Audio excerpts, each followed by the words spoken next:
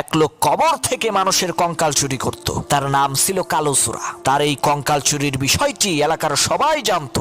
একদিন এক পুলিশের বাবা মারা গেল। তার কিছুদিন পর পুলিশ তার বাবার কবর জিয়ারত করতে যেয়ে দেখে কবরের মধ্যে লাশ নেই। তার তো আর বুঝতে বাকি রইল না এই সাংঘাতিক কাজটা কে করেছে। পুলিশ সেই কালোচোরাকে ধরার জন্য বের হলো।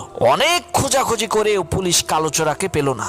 অবশেষে পেয়ে গেল কালোচোরার এক বন্ধুকে। পুলিশ তাকে বলল, এই বেটা বল, তোর বন্ধু কোথায়? সেই কালোচোরার বন্ধু বলল, স্যার আমি তা জানি না। পুলিশ বলল, বল বেটা, না হলে কিন্তু এখানেই তোকে ব্রাশ ফায়ার দেব। লোকটা বাধ্য হয়ে বলল, স্যার আমি বলছি, আপনি এই রাস্তা দিয়ে সোজা যাবেন, যাওয়ার পর একটা মসজিদ পাবেন, কিন্তু মসজিদে ঢুকবেন না। মসজিদের বাম পাশ দিয়ে একটা রাস্তা চলে গেছে, সেই রাস্তা দিয়ে কিছু দূর যাওয়ার পর একটা বটগাছ পাবেন। সেই বটগাছের সামনেই একটা মাজার আছে। ওই মাজারের কসম করে কইতেছি স্যার, আমি জানি না কালোচোরা কোথায় আছে।